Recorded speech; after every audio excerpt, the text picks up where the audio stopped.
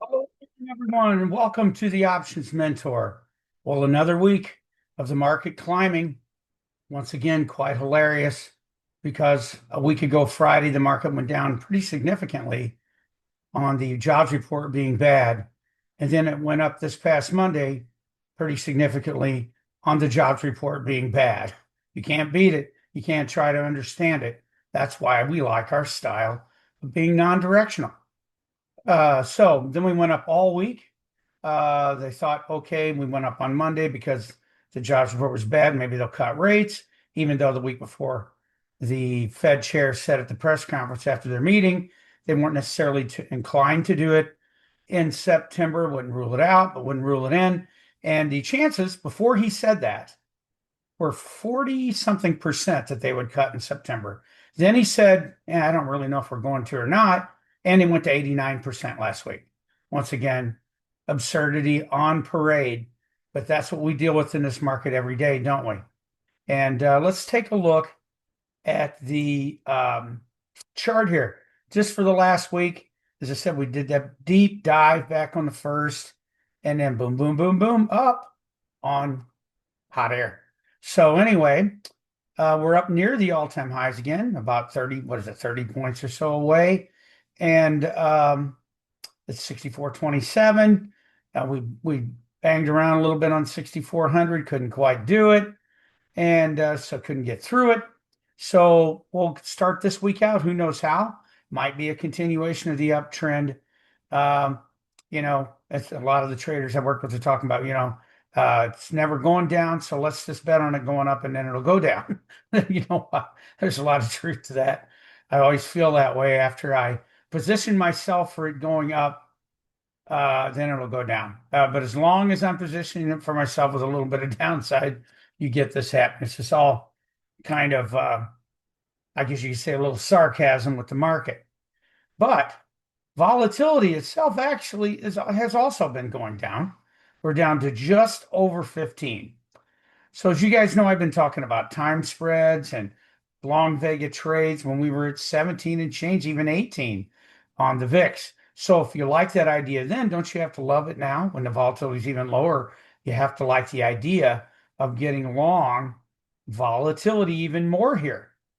Because the more we stay up, the more we hang around that all-time high, particularly not pushing through it, the better your chances are building that you have a decent pullback. So another thing is I've been telling you guys, I want to say it again from the rooftops, August can be nasty. You can get some really nasty moves in August, particularly in that last couple of weeks, even in September, which of course I believe is traditionally the worst month of the year for the market. So be on guard. Doesn't mean it's going to happen. We might just trickle up because on low volume, moves can be made a little more significant because there's just not much volume. There are not many people. If one side, say buying, decides to buy and there's not much there to sell, well, you just kind of go up on low volume. It's not necessarily as convincing long term as a nice high volume upswing. But just be aware that could happen. We're just in anything, naturally we should be pulling back, of course, after being up this far. But hey, time after time after time, the market's just decided it wants to keep going up, even with minor pullbacks, seem to still be an excuse to buy and run it up again. So just be prepared for that. One way to be prepared for that is a calendar trade. Like I said, if you liked them before, you have to love them now. Now, this one I put on for this coming Friday, or I am illustrating for this coming Friday, and just buying Monday. Just 3 days wide, so we don't have to get too long volatility. However, I really wouldn't mind it. I think we could get a little bit longer volatility, go out one more day. Now, if we go, let's compare those two. So if we do 3 days wide, which we have been doing because we're above 15 on the VIX, and we like to not be too long volatility. We want to be long, but the further apart your short and long are, the longer volatility will be. And also, the further apart, the faster your time decay will be. So here, our time decay is 161, Vegas at 76. Now, sometimes when you do this, you don't see it immediately, but you can see it right here. 1 day wider, 99 Vega, a lot longer, 180 Theta, a lot faster time decay, But we went from, I didn't make a note of that, but we went from 405 for the trade cost to 715. That's fine. There's nothing wrong with it being more on its surface, right? You'll just be going for a higher dollar value to get 10% if that's what you're going for. I like to usually go for 8 or 10% of whatever I have in the trade. So if I put this one lot on here, $700, $7, maybe $70 and get out.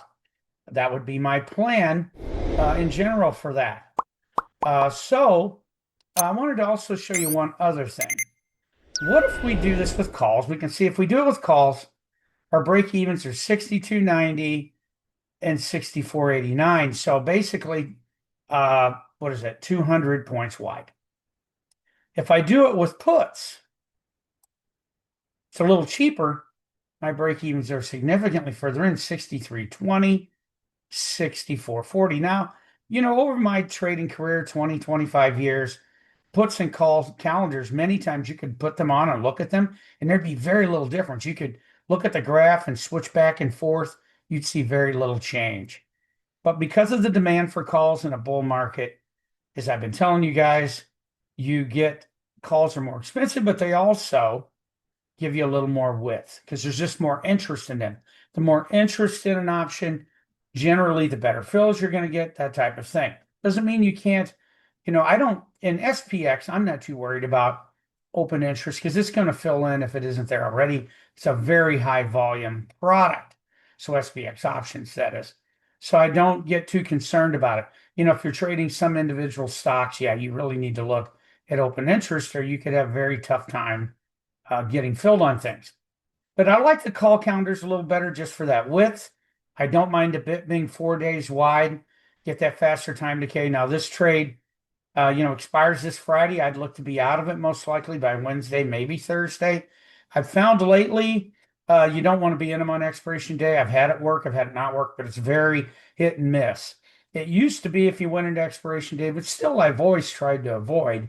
But if you did, you usually, if you're well inside the graph, you're fine. Well, lately they've really held you up on that. You might have to be sitting there for an hour or two, even inside the graph on expiration day to get all that time decay to come your way. So just be aware of that. Try to be out by Thursday at the latest. I think you got a great chance of being out at 10%. The market doesn't go haywire by Wednesday. And now a thing to, of course, we're looking at, we got news this week. We got the CPI on Tuesday. It's 1 hour before the market opens.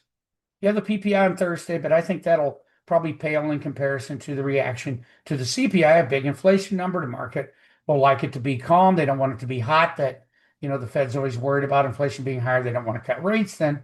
So the market will be looking for a tame number, maybe even a cold number. So that'll be significant. Probably the biggest news as reports go of the week will be the CPI Tuesday morning.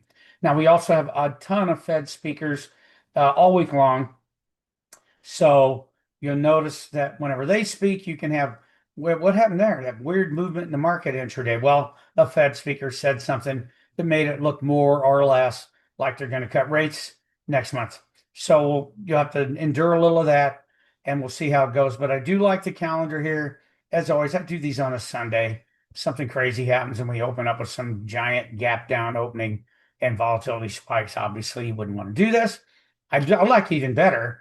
If the market went up tomorrow, if we opened up 60, 80, I'd like this trade even more.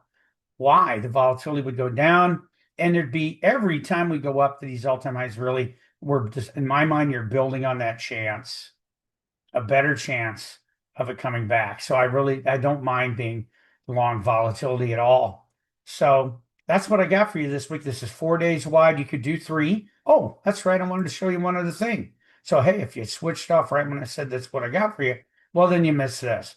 Because for some of you, you might want to start smaller. And you can use SPY for these calendars, or really any of my trades.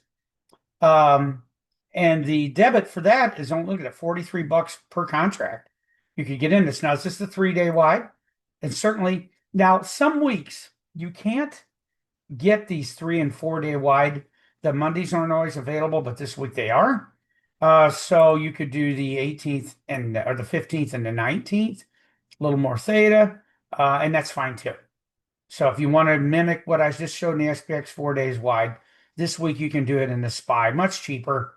You can do it, even if you did it 5 contracts, you'd be in for roughly half of what one contract would be in the SPX. Now, once you get up around 8 or 10 contracts in SPY, you might as well do the SPX and save on the fees.